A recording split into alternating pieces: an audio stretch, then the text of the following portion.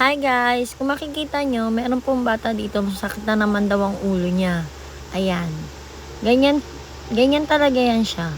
Madalas sumasakit ang ulo niya pagka hindi siya nakakatulog agad na maaga, nagsiselfone. Ayan, habang lalagyan ko siya sa lompas, nagdidinaldal ako. Kasi sigurado ko na hindi na naman po natulog ng maaga yung bata na yan. Dahil, ganyan-ganyan siya eh. Maraming beses na yan nangyari. Minsan nga pumapasok pa yan sa school na nakasalompas. Hindi ko kasi namomonitor lagi yung tulog niya kasi hindi siya dito natutulog sa bahay. Doon siya umuwi sa mama niya sa kabila. Ngayon, pag umaga nandito siya sa akin, kaya nalalaman ko kung may sakit sila, ganyan, kung ano nararamdaman nila. Kaya pagka umuwi sila sa bahay nila, hindi ko na alam kung anong ginagawa nila.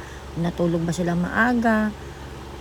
Kailangan kasi 8 hours talaga ang tulog ng normal na tulog ng tao. Pagka less than 8 hours, talagang ang tendency, sumasakit ang ulo natin, di ba? Kahit nga tayo matanda na, sumasakit ang ulo natin. Ayan, nilalagyan ko na siya nasa lompas. Ayan. Ayoko kasi din na nagpapainom ng mga gamot kagad pagdating sa bata kasi may immune na sila sa gamot.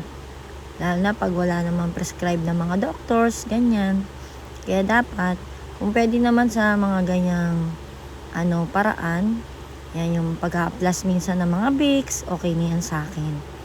Yan, ginawa ko dyan, tinanong ko siya kung kakain na siya para tapos niya kumain, matutulog na siya, patulugin ko siya ulit. Total naman, walang pasok ngayon sa school, para bago siya ulit maglalaro, kondisyon na yung katawan niya. Ayan, kakain na siya. Pinakain ko muna siya dyan, guys. Sabi ko sa kanya, umayos ka ng pwesto mo, kaya dun lumipat ka sa kabilang upuan para maayos yung... Ayan, habang kumakain siya dyan, guys, ini-interview ko siya. Yan. May pag-interview ko. Anong oras siya natulog? Ano bang ginawa niya? Yung totoo. Kinukulit ko pa siya kung nagsasabi siya ng totoo. Kadalasan kasi mga bata, di ba? Guys, hindi naman sila kagad nagsasabing totoo. Lalo na kung alam nila na mapapagalitan sila. Ayan. Pinapaikot-ikot ko lang yung mga sinasabi ko sa kanya para malaman kung totoo. Kung anong oras siya talaga natulog. Ayan. Yan, makikita nyo naman guys, medyo matamlay pa siya. Halos wala pa siya sa mood. Yan. Yan. Diyan naman, nakainom na siya nakakain na siya, nakaidlip na siya. So, okay na siya dyan. Mukhang okay naman na siya dyan. Salamat guys. Until next vlog.